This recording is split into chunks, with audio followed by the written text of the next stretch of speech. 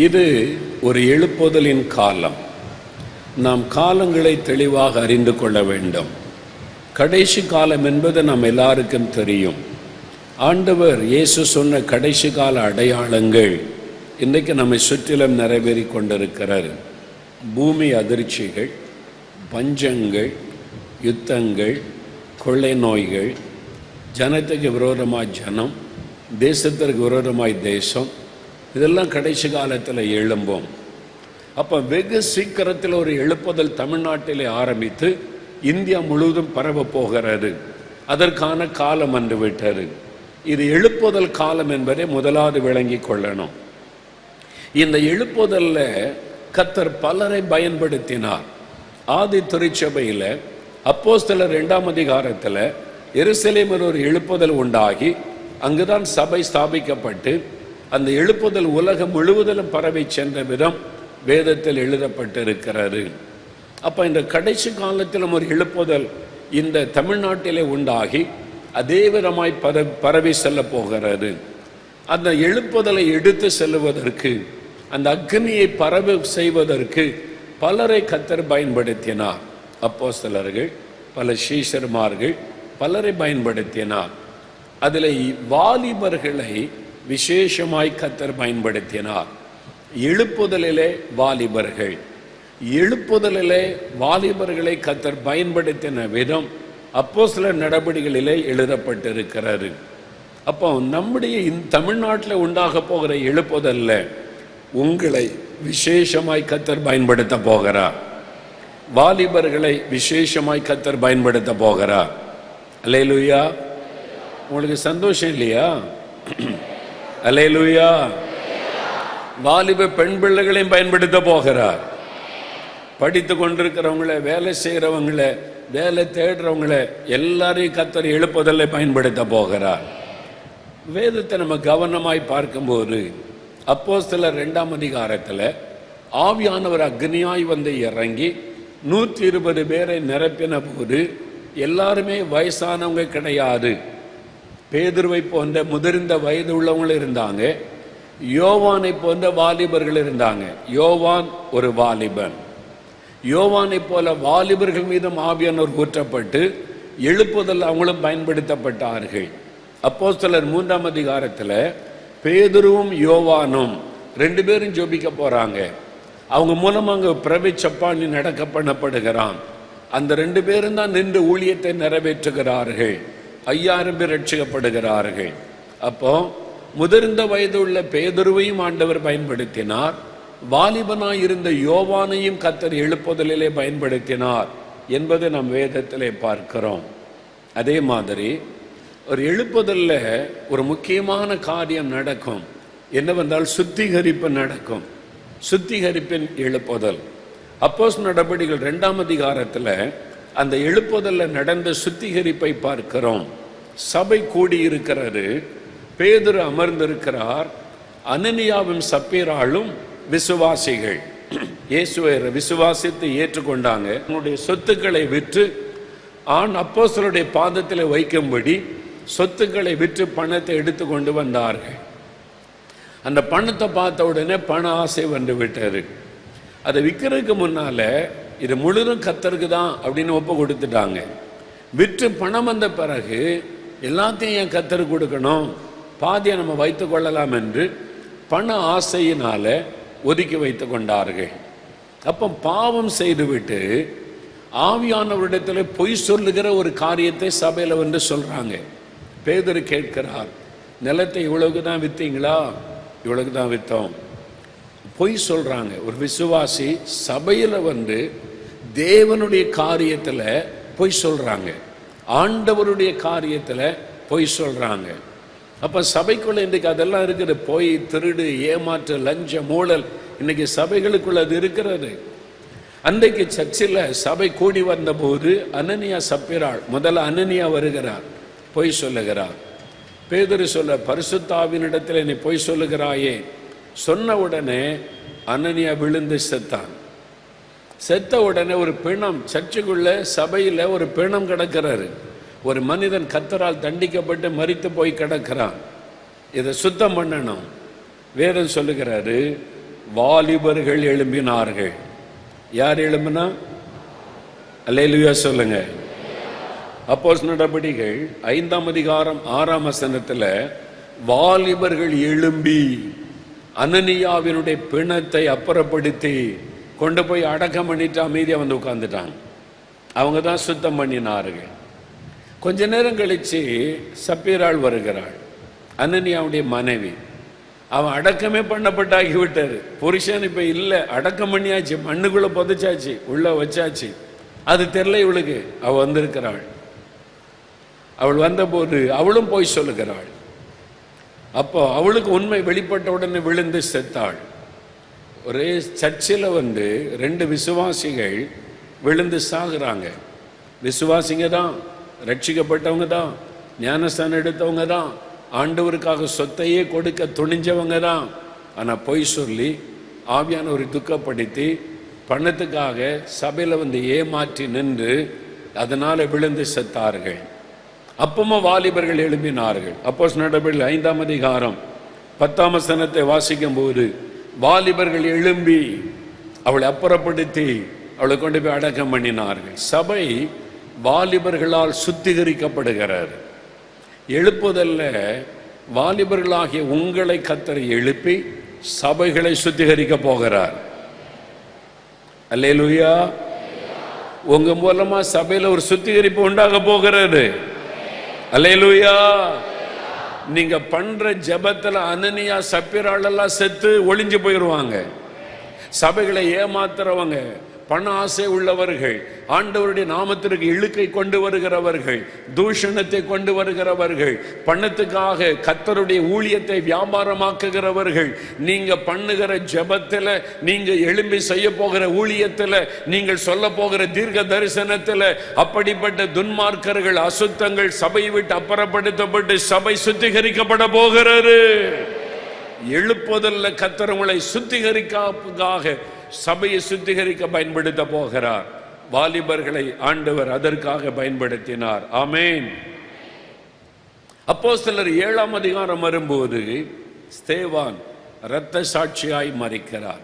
எழுப்புதல் காலத்தில் அந்த எழுப்புதல் தீவிரமாய் பரவுவதற்கு இரத்த சாட்சி, இரத்தம் சிந்தப்படுவது அவசியமாய் கண்டபடியினால் அங்கே ஸ்தேவான் இரத்த சாட்சியாய் மரிக்க அர்ப்பணிக்கப்பட்டான். ஒரு வாலிபன் ஸ்தேவான் கர்த்தருக்காக வைராக்கியமாய் நின்றவன்.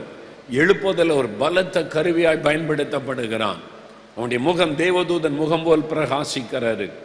அவனுடைய மரணத்தினால்தான் சவுல் என்கிற வாலிபன் ரட்சிக்கப்படுகிறான். எழுப்புதல் வேகமாய் பரவுகிறது.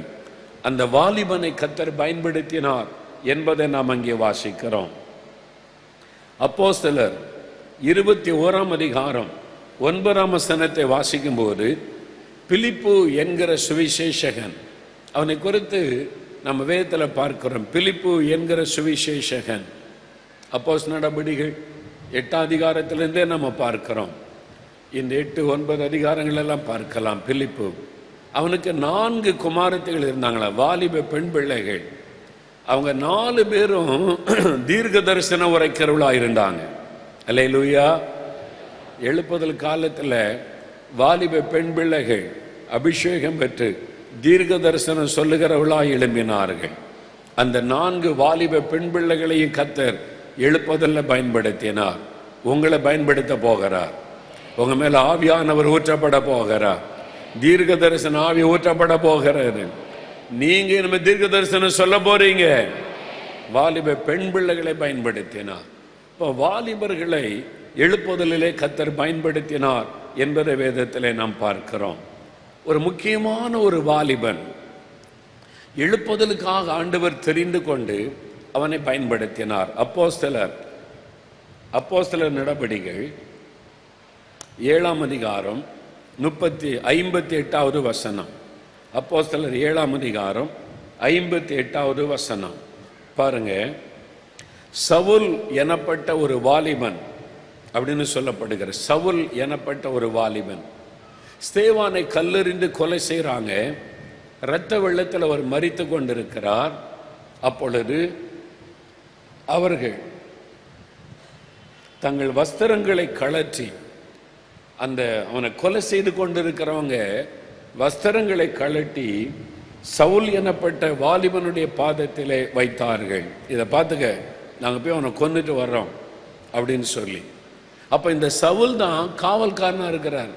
ஸ்தேவான் சாகட்டும், அவனை கொல்லணும், இயேசுவை பற்றி சொல்லுகிறான் என்று சொல்லி காவலுக்கு உட்கார்ந்திருக்கிறான்.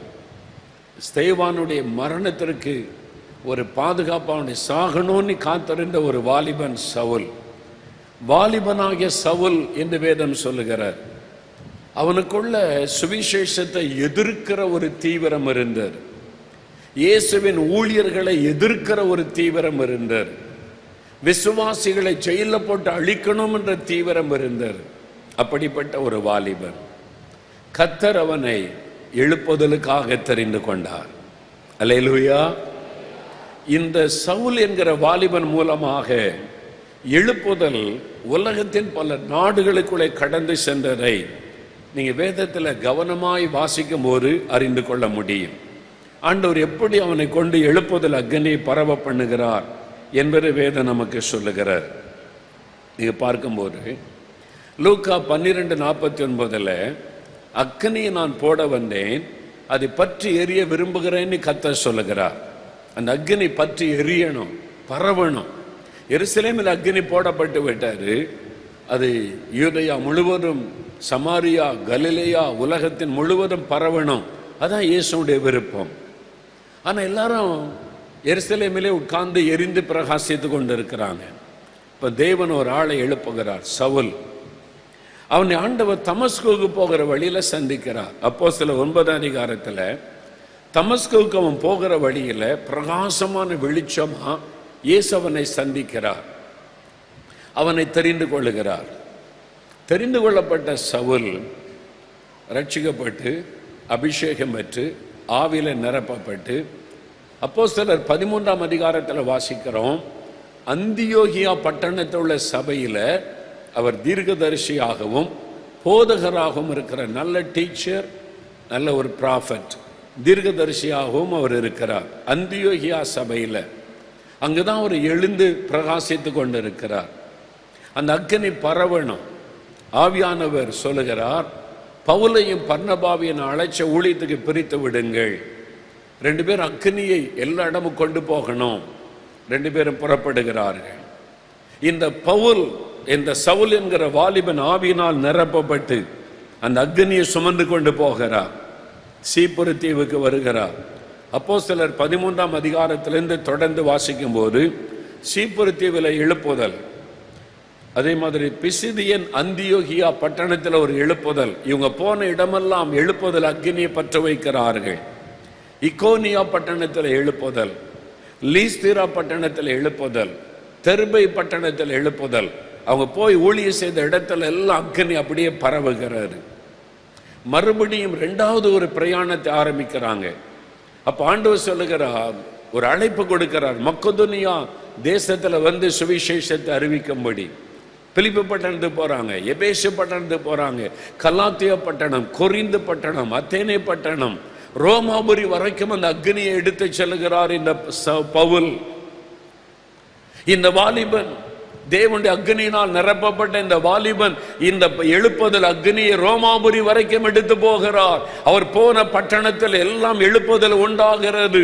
எபேசு பட்டணத்தில் எழுப்புதல் உண்டான போது இந்த பவுல் மூலமாக ஆவியானவர் கிரியை செய்த போது மந்திரவாதிகள் மனம் திரும்புகிறார்கள்.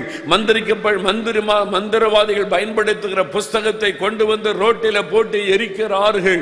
ஒரு பெரிய மாற்றம் அங்கே உண்டாகிறது. இவர் போன இடமெல்லாம் அந்த எழுப்புதல் அக்னி பரவுகிறது. அக்னியை சுமந்து செல்லுகிற ஒரு மனிதர் இந்த பவுல். அதற்காகத்தான் தேவன் அந்த வாலிபனை தெரிந்து கொண்டார். எனக்கு அன்பானவர்களே, ரோமாபுரி வரைக்கும் மாத்திரமல்ல, ராஜாவினுடைய அரண்மனைக்குள்ளும் அந்த எழுப்புதல் அக்னியை கொண்டு போனவர் இந்த பவுல். அரண்மனையிலே அநேகர் ரட்சிக்கப்படுகிறார்கள். அவளை காவல் காத்து கொண்டிருந்த காவல்காரர்கள் ரட்சிக்கப்படுகிறார்கள். அரண்மனையிலே விசுவாசிகள் வந்து விட்டார்கள். பவுல் எங்கு போனாலும் எழுப்புதல், யாரிடத்திலே பேசினாலும் எழுப்புதல், அவர் எங்கே காலடி எடுத்து வைத்தாலும் அக்னி பரவுகிறது. அதற்காகத்தான் பவுலை தேவன் தெரிந்து கொண்டார். அன்றைக்கு பவுலை தெரிந்து கொண்ட தேவன் இன்றைக்கு உங்களுக்குள்ள இந்த அக்னியை போடுவதற்காக, உங்களை தெரிந்து கொள்வதற்காக இன்றைக்கு உங்களை இந்த இடத்தில் அழைத்து கொண்டு வந்திருக்கிறார். எதற்காக தேவன் உங்களை கொண்டு வந்திருக்கிறார்? எழுப்புதலுக்காக. தமிழ்நாட்டில் ஒரு எழுப்புதலை பரவ செய்வதற்காக. நீங்க படிக்கிற இடத்துல, வசிக்கிற இடத்துல, வேலை செய்கிற இடத்துல, ஆராதிக்கிற இடத்துல உங்கள் மூலமாக இந்த எழுப்புதல் அக்னியை கொண்டு செல்வதற்காகத்தான் தேவன் இன்றைக்கு உங்களை அழைத்து வந்திருக்கிறார். ஆசியா கண்டத்தின் ஒரு பகுதி, ஆசியா மைனர் பகுதி முழுவதும் இந்த பவுல் மூலமாக எழுப்புதல் பரவினர். ஐரோப்பா கண்டத்தின் சில எல்லைகளுக்குள்ளே இவர் மூலமாக அந்த எழுப்புதல் அக்னி பரவினது. 2 கண்டங்களிலே எழுப்புதல் அக்னியை கொண்டு போனவர் இந்த பவுல் அப்போஸ்தலன், இந்த வாலிபன். ஸ்தேவான் கொல்லுவதற்கு சம்மதித்து அதை காவல் காத்து கொண்டிருந்த இந்த வாலிபனாகிய சவுல் எழுப்புதலுக்காக தெரிந்து கொள்ளப்பட்ட ஒரு பாத்திரம். ஏன் அவனை ஆண்டவர் பயன்படுத்தினார்? அவனை கொண்டு இவ்வளவு பெரிய எழுப்புதலை உண்டாக்க காரணம் என்ன? ஆண்டவருக்காக இவ்வளவு பெரிய காரியத்தை அவரால் எப்படி சாதிக்க முடிந்தது? வேகமா ஒரு 4 காரியத்தை ஞாபகப்படுத்தி நான் செபிக்க போகிறேன். முதலாவது, நீங்கள் இந்த பவுலுக்குள்ளே பார்க்கும்போது அவன் தரிசனம் பெற்ற ஒரு வாலிபன். தரிசனம் பெற்ற ஒரு வாலிபன். அப்போஸ்தலர் நடபடிகள் 9ஆம் அதிகாரம் 6ஆம் வசனத்தில் நாம் பார்க்கும்போது ஆண்டவர் தமஸ்குக்கு போகிற வழியில தரிசனமாகிறார், அவனோடு பேசுகிறார், இயேசுடைய குரலை அவர் கேட்கிறார், பிரகாசமான வெளிச்சத்தில் இயேசுவை தரிசிக்கிறார், ஆண்டவருடைய சித்தத்திற்கு தன்னை அர்ப்பணித்துக் கொள்ளுகிறார். தரிசனம் பெற்ற ஒரு வாலிபன், ஆண்டவரை தரிசித்த ஒரு வாலிபன். எனக்கு அன்பானவர்களே, இன்றைக்கு ஆண்டவர் ஏன் உங்களை அழைத்து கொண்டு வந்திருக்கிறார்? தன்னை உங்களுக்கு வெளிப்படுத்துவதற்காக. ஆண்டவர் உங்களுக்கு ஒரு தரிசனம் கொடுப்பதற்காக உங்களை பிரத்யேகமாய் தெரிந்தெடுத்து இந்த இடத்துக்குள்ளே கொண்டு வந்திருக்கிறார். அவன் தரிசனம் பெற்ற ஒரு வாலிபன். அப்போஸ்தலர் நடபடிகள் 26ஆம் அதிகாரம் 16ஆம் வசனத்தை வாசிக்கும் போது தன்னுடைய அனுபவத்தை பவுல் சொல்லும் பொழுது கர்த்தர் சொல்லுகிறார், நான் அவனுக்கு தரிசனமாகி, கர்த்தரே சொல்றார், நான் அவனுக்கு தரிசனமாகி அவன் செய்ய வேண்டிய காரியத்தை அவனுக்கு காண்பிப்பேன், நானே அவனுக்கு காட்டுவேன். அவனுக்கு ஒரு தரிசனத்தை கொடுத்து அவன் செய்ய வேண்டிய காரியத்தை காண்பித்து அதன்படி அவனை நடத்துவேன். அதனால் தான் பவுல் சொல்லுகிறார், அந்த பரம தரிசனத்திற்கு நான் கீழ்ப்படியாதவனாக இருக்கவில்லை. அப்போஸ்தலர் 26:19 அகிரிப்பா ராஜாவை பார்த்து சொல்லுகிறார், இயேசு கிறிஸ்து எனக்கு தரிசனமானார், நான் என்ன செய்ய வேண்டும் என்ற தரிசனத்தை எனக்கு தந்திருக்கிறார், அந்த தரிசனத்திற்கு நான் கீழ்ப்படியாதவனாக இருக்கவில்லை என்று தைரியமாக அவர் சொல்லுகிறார். வாலிபனே, ஆண்டவர் உன்னை ரட்சித்த போது உன்னை குறித்து தேவன் ஒரு பெரிய திட்டத்தை வைத்திருந்தார். வாலிப மகளே, ஆண்டவர் உன்னை ரட்சித்த போது உன்னை குறித்து தேவன் ஒரு பெரிய தரிசன திட்டத்தை வைத்திருக்கிறார். நீ அதை இன்றைக்கு அறிந்து கொள்ள வேண்டும். இன்றைக்கு நீ படித்துக் கொண்டிருக்கலாம், வேலை செய்து கொண்டிருக்கலாம், வேலைக்காக முயற்சித்துக் கொண்டிருக்கலாம், அல்லது நீ ஒரு பிசினஸ் செய்து கொண்டிருக்கலாம்.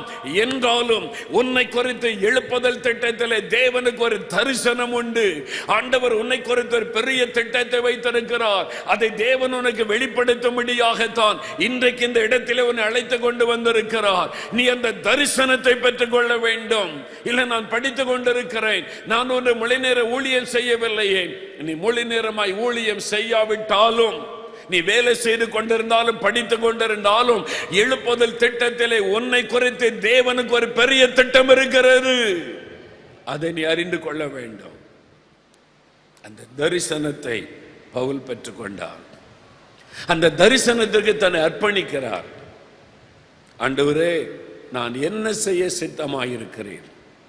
இதுவரைக்கும் நான் அதை செய்வேன், நான் இவர்களை அழிப்பேன், நான் சபையை பாழாக்குவேன், அப்படி நான் என்கிற எண்ணத்தில் ஓடிக்கொண்டிருந்தவர் இயேசுவை தரிசித்த உடனே சொல்லுகிறார், நான் என்ன செய்ய நீர் சித்தமாயிருக்கிறீர்? Lord, what you want me to do for you? நான் என்ன செய்ய நீர் சித்தமாயிருக்கிறீர்? அதான் எழுப்பது அந்த தரிசனத்திற்கு அர்ப்பணிக்கிற காரியம். இன்றைக்கு உங்களை ஒப்பு கொடுங்க. ஆண்டவரே, நான் என்ன செய்யணும்? நான் படிக்கிறேன், ஸ்டூடெண்டாக இருக்கிறேன். என் காலேஜில் நான் என்ன பண்ணணும்? எங்கள் ஸ்கூலில் நான் என்ன பண்ணணும்? எங்கள் ஆஃபீஸில் நான் என்ன பண்ணணும்? நான் என்ன பண்ண நீர் சித்தமாக இருக்கிறேன்.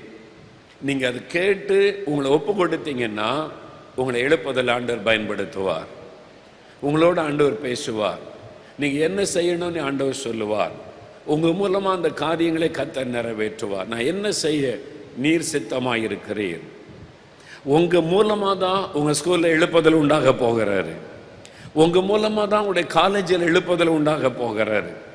உங்கள் மூலமாக தான் உங்களுடைய ஆஃபீஸுக்குள்ளே எழுப்புதல் உண்டாக போகிறாரு. அதற்காகத்தான் தேவன் அந்த இடத்துல உங்களை கொண்டு போய் வைத்திருக்கிறார். அந்த யூனிவர்சிட்டியில் படிக்க தேவன் உங்களுக்கு வாய்ப்பு உண்டாக்கினதின் நோக்கமே உங்கள் மூலமாக எழுப்புதலை கொண்டு வர. அந்த தரிசனத்தை பெற்றுக்கொள்ளுங்க. ஆண்டவரே, நான் என்ன செய்ய சித்தமாக இருக்கிறேன். இதுவரைக்கும் ஆண்டவரே, நான் இங்க படிக்கணும், எனக்கு உதவி செய்யும். நான் இந்த காலேஜில் படிக்கணும், எனக்கு வழித்தரன் தாரும். நான் இன்ன படிப்பு படிக்கணும், அதுக்கு எனக்கு அற்புதம் செய்யும். நான் இந்த கம்பெனியில் வேலை செய்யணும், எனக்கு வழித்தரன் தாரும். எல்லாம் சுயநலமாய் எனக்கு நான் இதை விரும்புகிறேன், நான் அதை விரும்புகிறேன்னு கேட்டோம். எழுப்புதல் வந்துட்டா, ஆண்டவரே, என் விருப்பம் அல்ல, நீர் என்ன விரும்புகிறீர். நான் என்ன செய்யணும்? நான் எங்கே வேலை பார்க்கணும்? எங்கே என்னை கொண்டு போய் வைக்க விரும்புகிறீர்? அந்த மாதிரி ஒரு மாற்றம் நீங்கள் கேட்கும்போது உங்களை எழுப்புதலை பயன்படுத்துவார். ஆமென் சொல்லுங்க. அல்லேலூயா, அல்லேலூயா. நீங்க கேட்கணும், நான் என்ன செய்யணும். நீங்க வித்தியாசமானவளாய் மாறி உங்களை அர்ப்பணிக்கணும். இன்னைக்கு நாலுமாவடியில் இவ்வளவு பெரிய ஊழிய ஸ்தாபனம், எழுப்புதலுக்காக ஜெபம் நடக்குது. ஒரு எழுப்புதல் மையமாய் கர்த்தர் அந்த இடத்தை வச்சிருக்கிறாரு. கர்த்தர் காரியங்களை அற்புதமாக நடத்தி கொண்டிருக்கிறார். ஏன் அப்படின்னு பார்த்தா, யோசித்து பார்த்தா எனக்கே ஆச்சரியமா இருக்கும். எப்படி இந்த சின்ன கிராமத்தை ஆண்டவர் தெரிந்து கொண்டு இங்கே செய்கிறார். 75 வருஷம் என்னை ஊழியத்துக்கு ஆண்டவர் அழைச்சி என்னை ஒப்பு கொடுத்து 3 வருஷம் என்னை உருவாக்கி நான் ஊழியம் செய்யணும்னு நினைக்கும் போது, சென்னையில் பாடியில் எங்களுக்கு சொந்த வீடுலாம் இருந்தது. எங்கள் அப்பா இங்கே பாடியில் பிஸ்னஸ் பண்ணதுனால சொந்த வீடு இருந்தது. முன்னால் ஒரு வீடு, பின்னால் 3 வீடு வாடகை கொடுத்து வாடகை பணம் வருது. இன்றைக்கு அது கோடிக்கணக்கான ரூபாய் மதிப்புள்ள சொத்து. அப்போ அன்றைக்கு என்னுடைய பிரதர்ஸ், எனக்கு 3 சகோதரர்கள் உண்டு, யாருமே சென்னையில் இல்லை. எல்லாருமே வெளியூர், நாலுமாவடி, பல இடத்துல. நான் மட்டும்தாங்க இருந்தேன். எங்கள் அம்மா சொன்னாங்க, இந்து தான். அப்போ எங்கள் அம்மா இந்துவாக இருந்தாங்க. நீ ஊழியம் செய்கிற மெட்ராஸில் தான் இருக்குது 10-12 வருஷமாக. நமக்கு சொந்த வீடு இருக்குது, எல்லா இடம் இருக்குது. நாங்கள் உன் பங்காக, உன் ஷேராக அந்த சொத்தை உனக்கு எழுதி தந்துடுறோம். உன்னுடைய அண்ணன் தம்பிக்கெல்லாம் ஊரில் இருக்கிற நிலங்கள், தோட்டங்களை எழுதி கொடுக்குறோம். இது உனக்கு வைத்து கொண்டு இங்கே ஊழியம் செய் என்பதாய் சொன்னார்கள். யோசித்து பாருங்கள், சொந்த வீடு, அப்போ வாடகை கொடுக்க தேவையில்லை, வாடகை பணம் வேறு வருது, பெரிய சொத்து, ஊழியத்துக்கு பிரச்சனை இல்லை, வசதியான இடம், நல்ல ஊழியம் செய்யலாம், அந்த வாய்ப்பு இருக்குது. பார்த்தா எல்லாம் நல்லதாக தெரியுது, கரெக்டாக இருக்குது. ஆண்டவருடைய ஊழியத்துக்கு எல்லாமே ஆண்டவர் இலவசமாக தர்றாரு. நான் உடனே சம்மதம் சொல்லலை. எங்கள் அம்மா சொன்னாங்க, உன் பேருக்கு நாங்கள் எழுதி கொடுக்குறோம், என்ன சொல்கிறேன். நான் ஆண்டவர்கிட்ட கொண்டு போனேன் காரியத்தை. ஆண்டவரே, எங்கள் அம்மா அப்பா அப்படி சொல்கிறாங்க, இந்த சொத்தை எனக்கு எழுதி தர்றேன், நீ மெட்ராஸில் இந்த ஊழியம் செய்யணும்னு சொல்கிறாங்க, நான் என்ன செய்யணும்? நான் என்ன செய்ய நீர் சித்தமாக இருக்கிறீர்? நான் ஆண்டவர்கிட்ட போய் கேட்டேன். எனக்கு ஒரு வழி திறக்கப்படுகிறாரு ஊழியத்துக்காக. அது வசதியாக இருக்குது, ஊழியத்துக்கு பாதுகாப்பாக இருக்குது, கஷ்டமில்லாத ஊழியம் செய்வதற்கான வசதிகளோட ஒரு இடம் வருகிறாரு. நான் ஆண்டவர்கிட்ட போய் கேட்டேன், நான் என்ன செய்யணும் ஆண்டவரே, நான் என்ன செய்ய சித்தமாக இருக்கிறேன்? ஆண்டவர் சொன்னார், go back to your own village.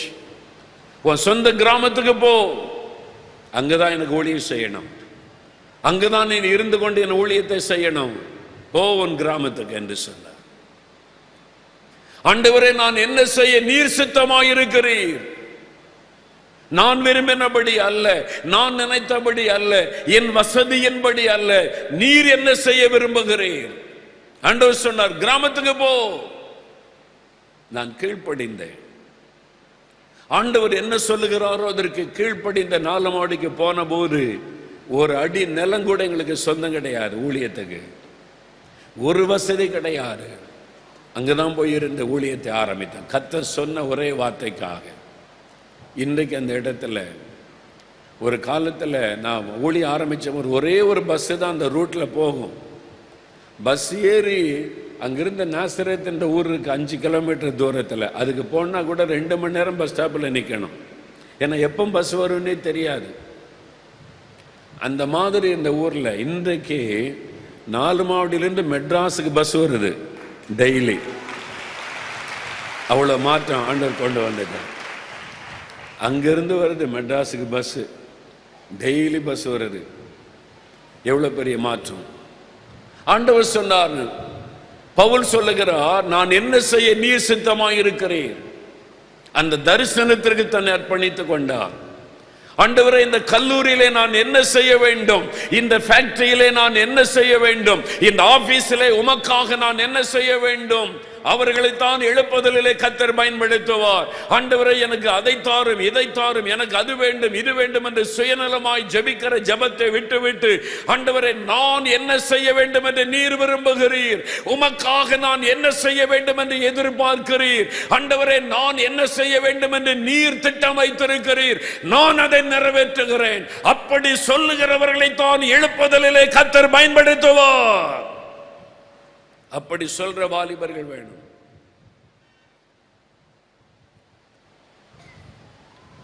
பரீட்சையில் 1 மார்க் குறைஞ்சி போயிட்டா, ஆண்டவர் எனக்கு என்ன பண்ணிட்டாரு, இதோட நான் செத்து போனா பரவாயில்ல, இப்படி சொல்ற ஆட்களை வச்சு கர்த்தர் ஒன்றும் பண்ண முடியாது. 1 மார்க்குக்கு 2 மார்க்குக்கும் ஜோம் பண்ணிட்டு இருக்கிற ஆட்கள். இந்த மாதிரி சுயநலத்தை விட்டு கொஞ்சம் வெளியே வரணும். இயேசுகிட்ட போனா எனக்கு என்ன கிடைக்கும் என்கிற சிந்தையெல்லாம் நீங்கி, நான் இயேசுவுக்காக என்ன செய்ய வேண்டும், அந்த சிந்தை உள்ளத்தில் உண்டாகணும். அப்பதான் எழுப்புதலை பார்க்க முடியும். இயேசு எனக்கு என்ன தருவார், வெற்றி தருவாரா, மார்க் தருவாரா, இந்த யூனிவர்சிட்டியில இடம் தருவாரா, எனக்கு நல்ல வேலை தருவாரா, எனக்கு வெளிநாட்டு போக விசா கிடைக்குமா, ஆண்டவர் எனக்கு என்ன தருவார் என்பதை கேட்பதை விட்டு எனக்காக ஜீவனை கொடுத்த இயேசுவுக்காக நான் என்ன செய்யட்டும், ஆண்டவரே, நான் என்ன செய்ய விரும்புகிறேன், எனக்காக உயிரை கொடுத்தீர், ரத்தம் சிந்தினீர், உமக்காக நான் என்ன செய்ய வேண்டும். அப்படி சொல்லுகிற வாலிபர்கள் தான் ஆண்டவருக்கு வேண்டும். அப்படி சொல்லுகிற வாலிப பெண்கள் ஆண்டவருக்கு வேண்டும். அவங்கள தான் எழுப்புதல்ல கர்த்தர் பயன்படுத்துவார். சுயநலவாதிகளை பயன்படுத்த முடியாது. பவுல் சொல்லுகிறார், அந்த தரிசனத்துக்கு தன்னை ஒப்பு கொடுக்கிறார். அதன் பிறகு பார்த்தீங்கன்னா நிறைய டைம் கர்த்தர் அவருக்கு தரிசனமாகிறார். அப்போஸ்தலர் 16ஆம் அதிகாரத்தில் வரும்போது ஆவியானவர் பாருங்க, அவருக்கு தரிசனம் கொடுக்க, மக்கதோனியாவுக்கு ஊழியத்துக்கு ஒரு தரிசனத்தை கொடுக்கிறார். எங்க போகணும், எங்க போய் ஊழியம் செய்யணும், அந்த தரிசனம் அவர் இஷ்டப்படி அவர் செய்யல, ஆவியானவர் கைட் பண்ணுகிறார், தரிசனம் கொடுத்து அனுப்புகிறார். அப்போஸ்தலர் 18:9 வாசிக்கும் போது கொரிந்து பட்டணத்தில் எதிர்ப்பு வருகிறது, ஊழியம் பெருகுகிறது. கொஞ்சம் சோர்ந்து போன நேரம் ஆண்டவர் தரிசனமாகி அவர்கிட்ட பேசுகிறார், பவுலே, பயப்படாம பேசு, இந்த பட்டணத்தில் எனக்கு அநேக ஜனங்க இருக்கிறாங்க, தைரியமா பேசு. ஆண்டவர் தரிசனமாகி அவரை பலப்படுத்துகிறார். அப்போஸ்தலர் 22:17 வாசிக்கும் போது எருசலேமில் வந்து தேவாலயத்தில் ஜெபம் பண்ணி கொண்டிருக்கும் போது அவர் ஞான திருஷ்டி அடைந்து அவர் இயேசுவை தரிசித்தார் என்று வேதம் சொல்லுகிறாரு. அங்கே ஒரு தரிசனத்தை அவர் பெற்றுக்கொள்கிறதை பார்க்கிறோம். தரிசனமுள்ள ஒரு மனிதர், தேவனை தரிசிக்கிற ஒரு மனிதர், தேவனுடைய திட்டத்தை குறித்த தரிசனத்தை பெற்றுக்கொண்ட மனிதர், அந்த வாலிபனை தான் எழுப்புதலிலே கர்த்தர் பயன்படுத்தினார். இரண்டாவது, இந்த வாலிபன் எப்படிப்பட்டவர்? அப்போஸ்தலர் 9ஆம் அதிகாரம் 11ஆம் வசனத்தை வாசிக்கும் போது 9ஆம் அதிகாரத்தில் தான் ஆண்டவர் சவுலை சந்திக்கிறார், தமஸ்குக்கு போகிற வழியில சந்திக்கிறார். இப்போ 3 நாள் கழித்து அனனியா என்கிற ஒரு தீர்க்கதரிசி அங்க இருக்கிறார் தமஸ்குவில். ஆண்டவர் அவரை சவுல்கிட்ட அனுப்பும்படி போய் ஆண்டவர் பேசுகிறார். நீ போ, சவுல் என்கிறவனை நீ சந்திக்கணும், அவன் பரிசுத்தாவினால நிரப்பப்படணும் அப்படின்னு கர்த்தர் அனுப்பும்போது ஒரு அடையாளத்தை சொல்றார் அனனியா கிட்ட. அவரை குறித்து என்ன அடையாளம் சொல்லுகிறார்? இப்பொழுது அவன் ஜெபம் பண்ணி கொண்டிருக்கிறான். அல்லேலூயா. கண்ணு தெரியல, 3 நாளா உபவாசம் பண்ணி தண்ணி கூட குடிக்காம சவுல் என்ன பண்ணி கொண்டிருக்கிறான்? இந்த வாலிபன் என்ன செய்து கொண்டிருக்கிறான்? இயேசுவை தரிசித்து விட்டான். ஆண்டவரிடத்திலிருந்து ஒரு குரலை கேட்டு விட்டான். இயேசுவையே பார்த்து விட்டான். கண் பார்வை போய்விட்டது. 3 நாளாய் ஒரு வீட்டில் உட்கார்ந்து இருக்கிறான். இந்த பவுல் என்ன செய்து கொண்டிருக்கிறார்? 3 நாட்களாக இரவும் பகலும் பசியாமலும் கொடியாமலும் ஜெபம் பண்ணி கொண்டிருக்கிறான். கர்த்தர் சொல்லுகிறார், ஜெபம் பண்ணி கொண்டிருக்கிற ஒரு வாலிபன்,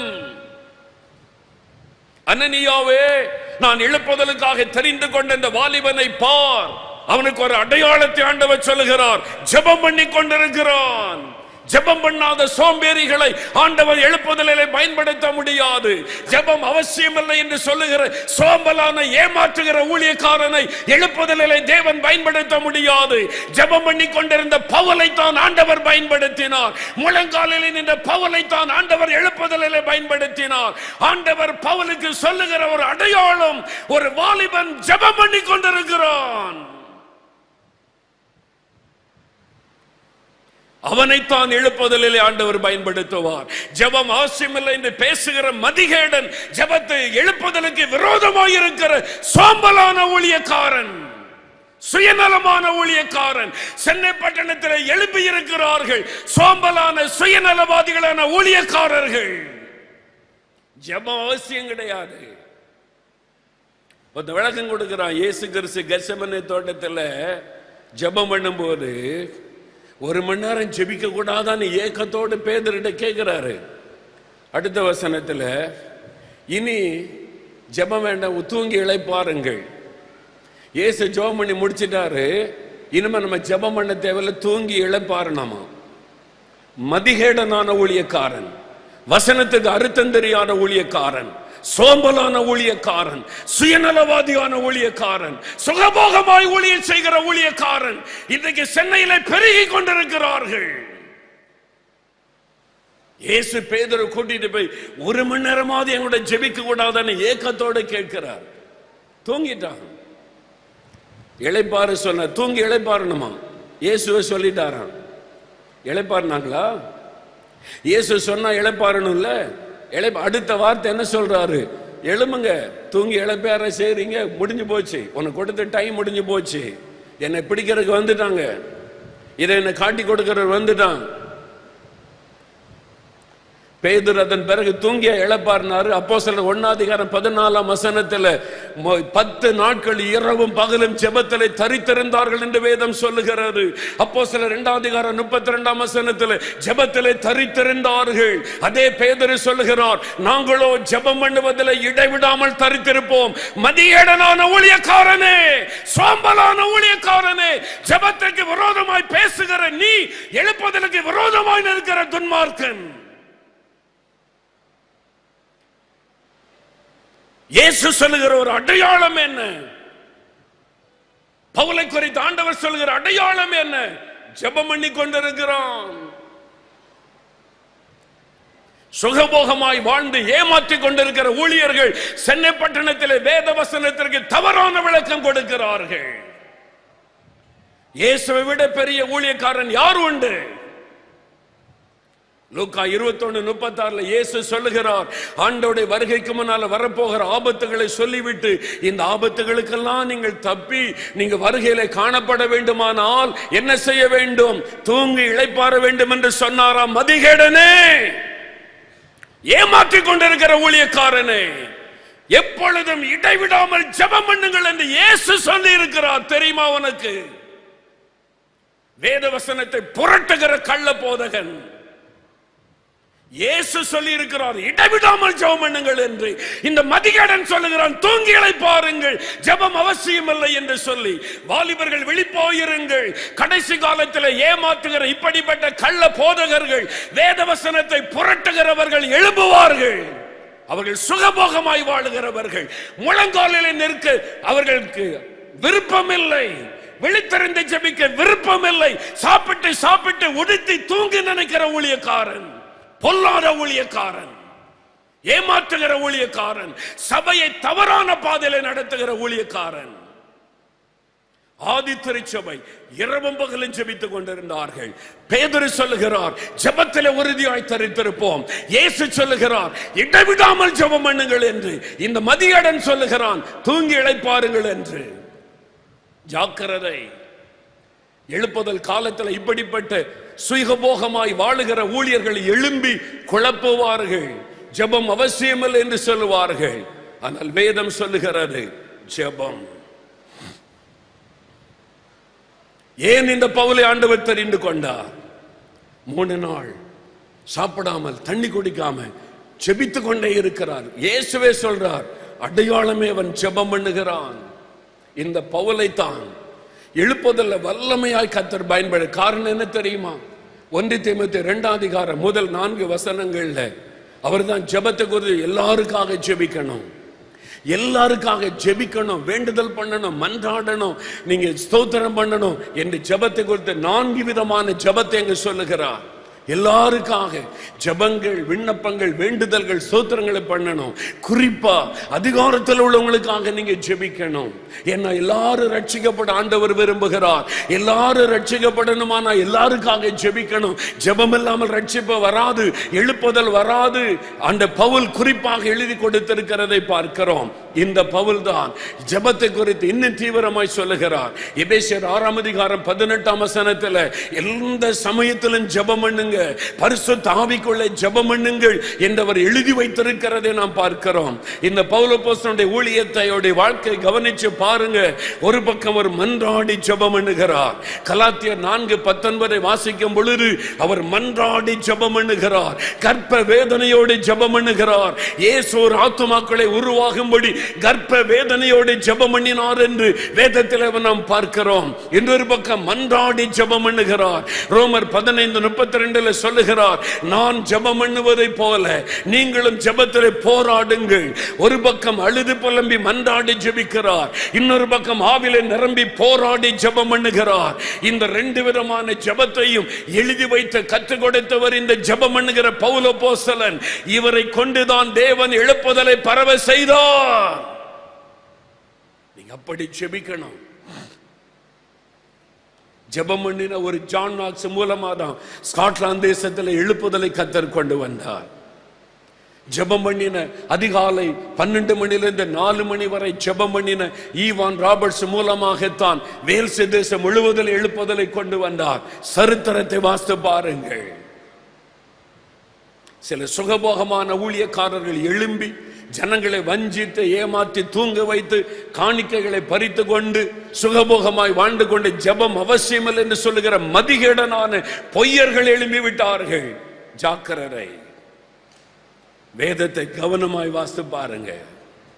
இயேசுவோடு இருந்த அப்போஸ்தலர்கள், அவர் கூடவே இருந்தாங்க. கெத்செமனே தோட்டத்தில் கூட இருந்தவங்க.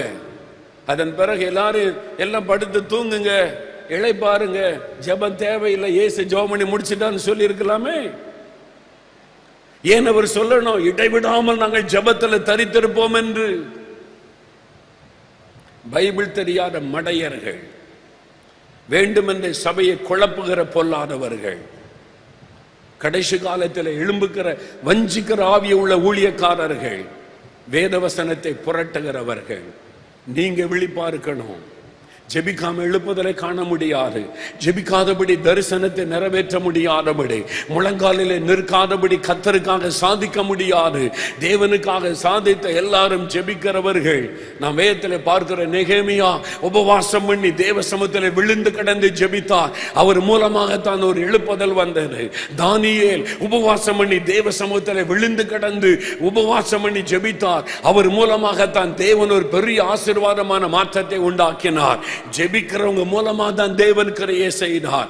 ஜெபிக்கிறவங்க மூலமாகத்தான் எழுப்புதலை தேவன் பரவ செய்ய முடியும். ஜெபம் பண்ணுங்க. இயேசு சொன்னதை நினைவில் வைத்துக் கொள்ளுங்க. எந்த ஊழியக்காரர் என்ன விளக்கம் சொன்னாலும் இயேசு என்ன சொன்னார் பாருங்க.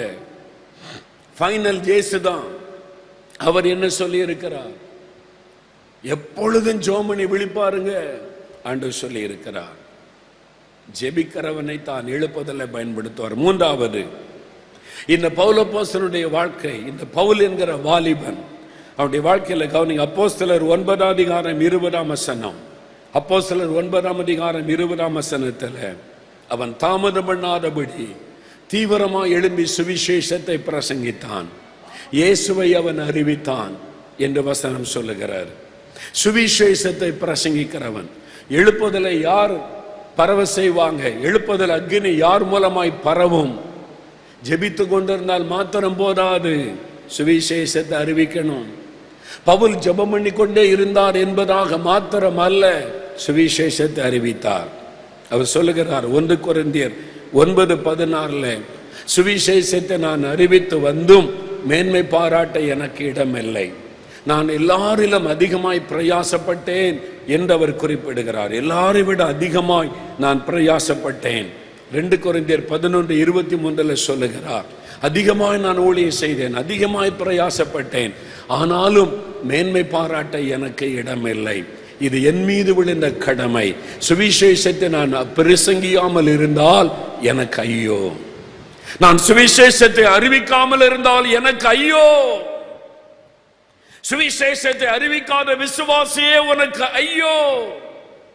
விசுவாசி இயேசு கிறிஸ்துவை, இந்த சுவிசேஷத்தை அறிவிக்காத வாலிப மகளே உனக்கு ஐயோ என்பதை உணர்ந்து கொள். இந்த இயேசுவை அறிந்தும் அவருடைய ரட்சிப்பை அறிந்தும் அவர் கொடுக்கிற பாவ மன்னிப்பை அறிந்தும் அவரை குறித்து நீ அறிவிக்காவிட்டால் அது சாபம். ஐயோ என்றால் என்ன அர்த்தம்? சாபம். இயேசுவை அறிந்தும் அறிவிக்காவிட்டால் அது சாபம். பவுல் சொல்லுகிறார், நான் அறிவித்து வந்து மேன்மை பாராட்ட எனக்கு இடம் இல்லை. நான் இவ்வளவு பேருக்கு அறிவிச்சுட்டேன், இங்க சொன்னேன், அங்க சொன்னேன், அத்தனை பேருக்கு சொன்னேன், 100 கிராமத்தை சந்திச்சுட்டேன், 1000 கிராமத்தை சந்திச்சுட்டேன், இவ்வளவு பேருக்கு சுவிசேஷம் சொல்லிட்டேன், பெருமை பாராட்ட இடமில்லை. அது என் மீது விழுந்த கடமை. மேன்மை பாராட்ட எனக்கு இடமில்லை, அது என் மீது விழுந்த கடமை. நான் அறிவிக்காமல் இருந்தால் எனக்கு ஐயோ, அறிவிக்காமல் இருந்தால் அது சாபம். சுவிசேஷத்தை தீவிரமாய் அறிவித்தார். ஆகவேதான் அவர் சொல்றாரு, ரோமர் 1 14, 15, 16 வசனத்தை நீங்க வாசித்தீங்கன்னா, ரோமர் 1 14, 15, 16 வசனத்துல அந்த 3 வசனத்திலையும் 3 காரியத்தை அவர் சொல்லுகிறதை பார்க்க முடியும். பவுல் சுவிசேஷத்தை அறிவிக்கிறதில் எவ்வளவு தீவிரமாய் இருந்தார் என்பதை அந்த வசனத்தில் நீ பார்க்க முடியும். முதலாவது சொல்லுகிறார், நான் கடனாளியாயிருக்கிறேன். I am a debtor. நான் கடனாளியாயிருக்கிறேன். இயேசுவை அறிந்த நீங்கள் அறியாதவர்களுக்கு கடனாளி.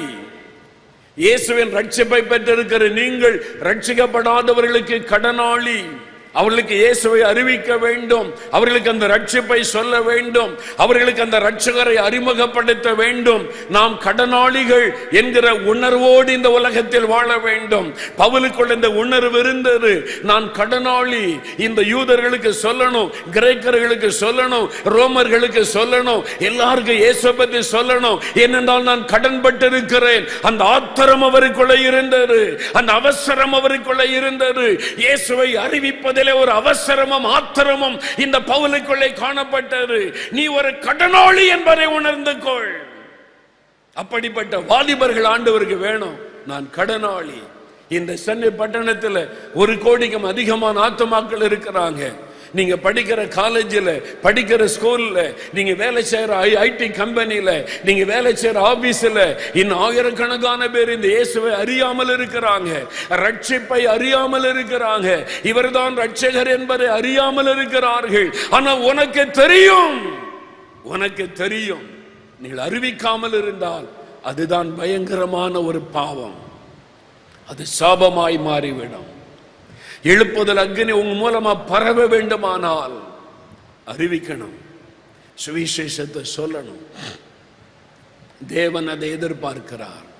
ஆண்டவரே, நான் சொல்லுவேன், சுவிசேஷத்தை நான் சொல்லுவேன், இயேசுவை மற்றவர்களுக்கு நான் அறிவிப்பேன், இயேசுவை மற்றவர்களுக்கு நான் அறிமுகப்படுத்துவேன். ஒப்பு கொடுங்க, நான் அறிவிப்பேன் ஆண்டவரே, என் மூலமா அவர் எழுப்புதல் வரணும், நான் அறிவிப்பேன் சொல்லுங்க. கடைசியா ஒரு காரியம் சொல்லி நான் முடிக்கிறேன். அந்த அடுத்த வசனம் பாருங்க, ரோமர் 1 15 என்னால் இயன்ற மட்டும் நான் சுவிசேஷத்தை அறிவிக்கிறேன். அவர் சொல்றார், என்னால் இயன்ற மட்டும் நான் கடனாளி. இரண்டாவது, இயன்ற மட்டும் சுவிசேஷத்தை அறிவிக்கிறேன். உனக்கு என்ன முடியுமோ அதை செய். என்னால் முடிந்த அளவு நான் சுவிசேஷத்தை அறிவிக்கிறேன். ஆங்கில வேதாகமம் சொல்லுகிறது, I am ready to preach the gospel. நான் சுவிசேஷத்தை அறிவிக்க எப்பொழுதும் ஆயத்தமாயிருக்கிறேன். நீ வகுப்புக்கு போகும்போது, உங்களுடைய காலேஜ் கேம்பஸுக்குள்ள போகும்போது, யாருக்காவது இயேசுவை அறிவிக்கணும், வாய்ப்பு கிடைத்த உடனே சொல்லணும் என்கிற ஆத்திரம் உனக்குள் இருக்க வேண்டும். அவங்க மூலமா தான் எழுப்புதல் பரவும். அவங்கள தான் எழுப்புதல்ல கர்த்தர் பயன்படுத்துவார். I am ready to preach the gospel. எங்களுக்கு இயேசுவை பற்றி சொல்லுன்னா, I am not ready now.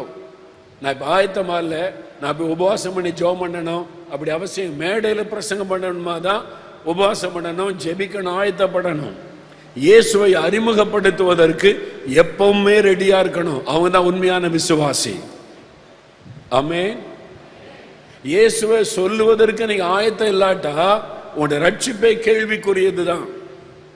நீங்க உண்மையா ரட்சிக்கப்பட்டீங்களா அப்படின்றது சந்தேகத்துக்குரியது. இயேசு உன்னை நேசிக்கிறான்னு சொல்ல தெரியாதா? இயேசு உனக்காக சிலுவையிலே மரித்தான்னு செய்தி சொல்ல தெரியாதா? இயேசு உன் பாவத்தை மன்னிப்பான்னு சொல்ல முடியாதா? இதை கூட சொல்ல தெரியலன்னு சொன்னா நீங்க ரட்சிக்கப்பட்டன்னு சொல்றதே சந்தேகத்துக்குரியது தான். எழுப்புதல்ல யாரை பயன்படுத்துவார்? சுவிசேஷத்தை அறிவிக்கணும்ன்ற ஆத்திரம் இருக்க வேண்டும். பவுல் சொல்கிறார், I am ready to preach the gospel. அடுத்த வசனம் 16 வசனத்தில் சொல்லுகிறார், கிறிஸ்துவின் சுவிசேஷத்தை குறித்து நான் வெட்கப்படேன். I am not ashamed of the gospel. ஏன் நம்ம சொல்ல மாட்டேங்கிறோம்? வெட்கம்.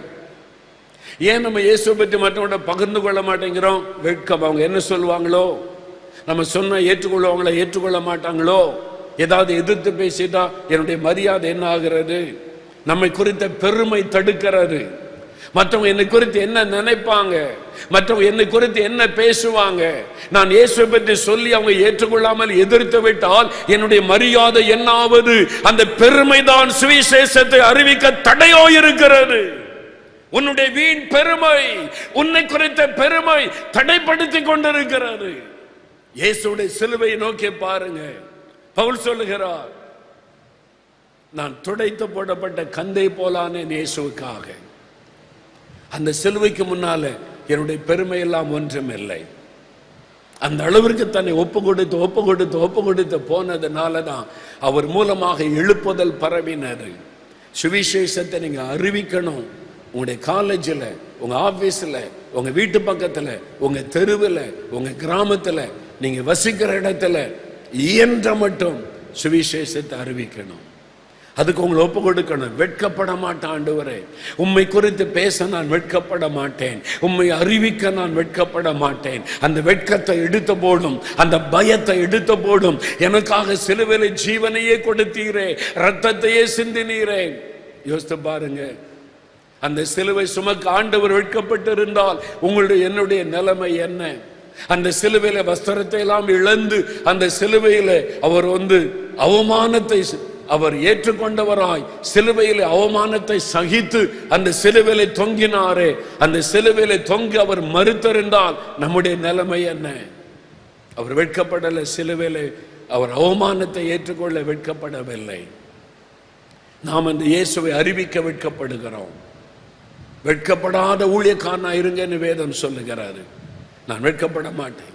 இயேசுவை அரண்மனையில கொண்டு விட்டாலும் இயேசுவை பற்றி சொல்லுவேன், ராஜாவுக்கு முன்னால கொண்டு விட்டாலும் இயேசுவை சொல்லுவேன், அதிகாரிக்கு முன்னால கொண்டு விட்டாலும் இயேசுவை சொல்லுவேன், ஒரு தெருவில் கொண்டு விட்டாலும் இயேசுவை பற்றி சொல்லுவேன், ஜெயிலில் போட்டாலும் அங்கே இயேசுவை பற்றி சொல்லுவேன். அப்படித்தான் பவுல் இருந்தார். அதனால நான் எழுப்புதல்ல கர்த்தர் அவரை பயன்படுத்தினார். கடைசியாக அவருக்குள்ள ஒரு பெரிய வைராக்கியம் இருந்தது பாருங்க. சுவிசேஷத்திற்காக தன் ஜீவனை கொடுக்க அவர் ஆயத்தமாயிருந்தார்.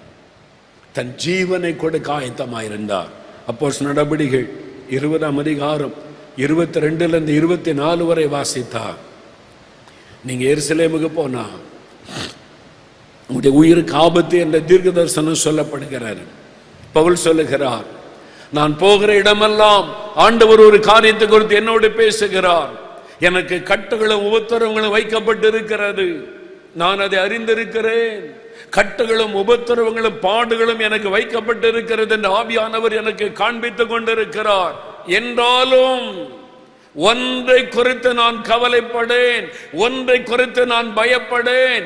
இயேசுவுக்காக நிந்திக்கப்படுவதற்கு மாத்திரம் அல்ல, அவருக்காக என் ஜீவனை கொடுக்க நான் ஆயத்தமாயிருக்கிறேன்.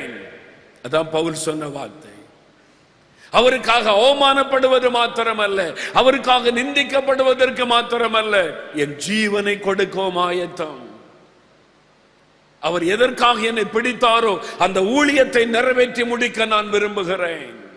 பாடுகளை கண்டு அவர் பின்வாங்கவில்லை, நிந்தகளை கண்டு அவர் பின்வாங்கவில்லை, பயமுறுத்தலை கண்டு அவர் பின்வாங்கவில்லை, மரிக்கவும் ஆயத்தம்.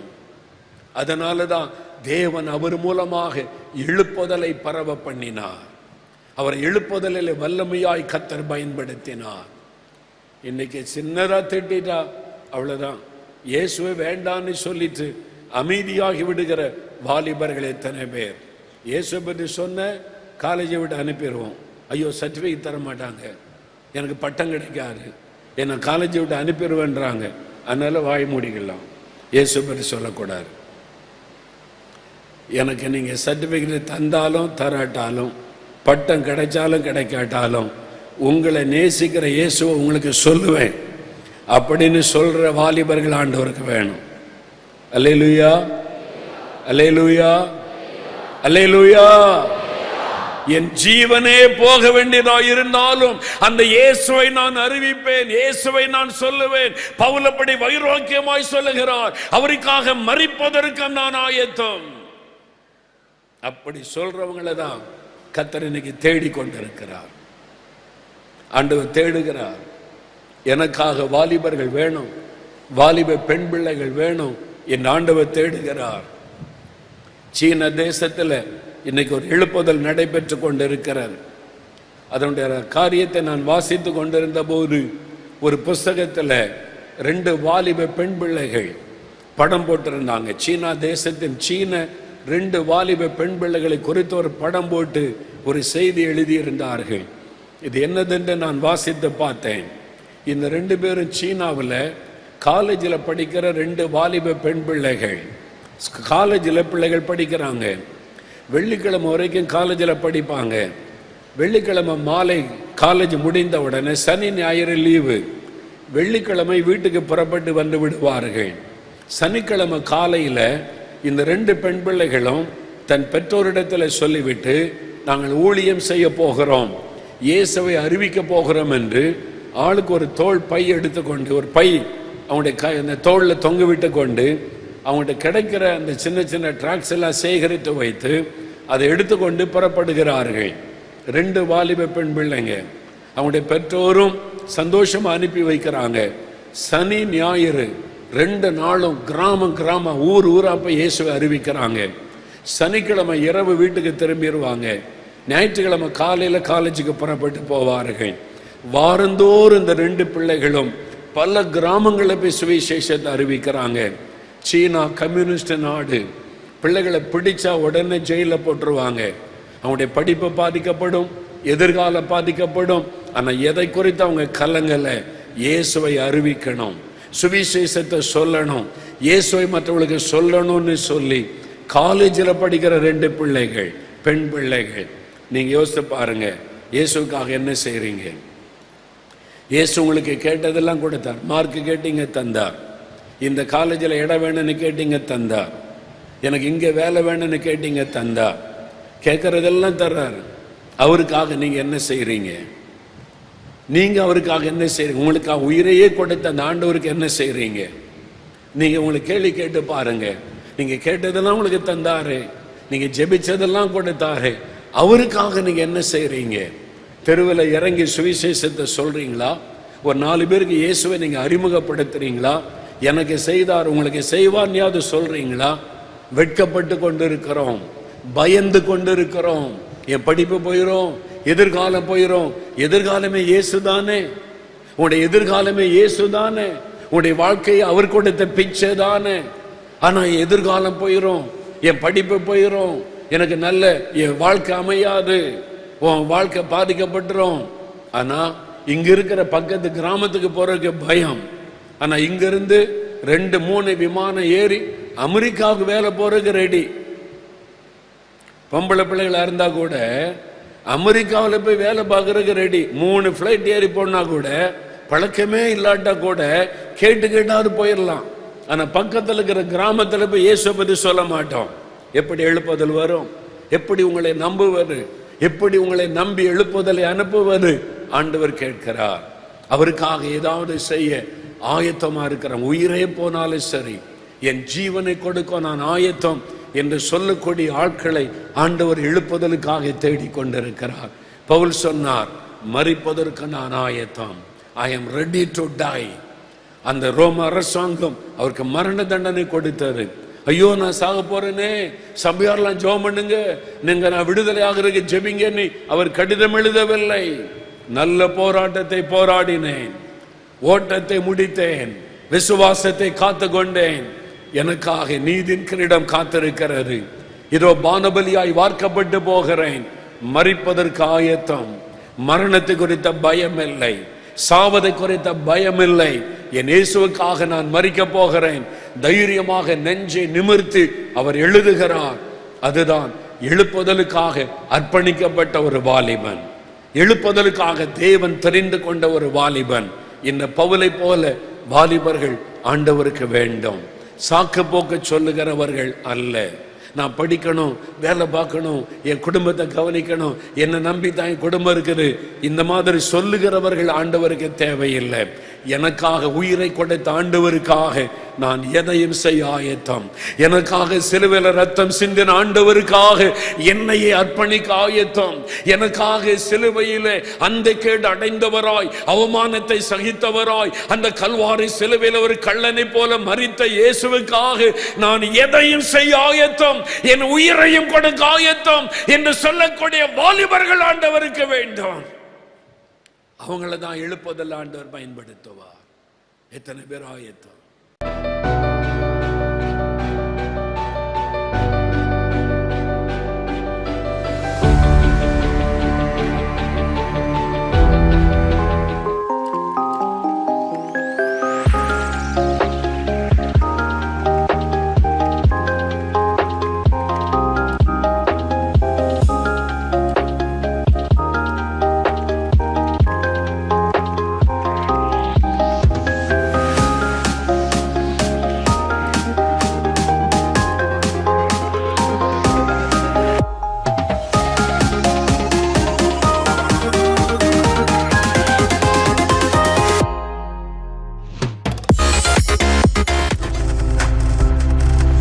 நீங்கள் பார்த்துக் கொண்டிருப்பது உங்கள் ஜாய் டிவி. உங்கள் துக்கம் சந்தோஷமாய் மாறும்.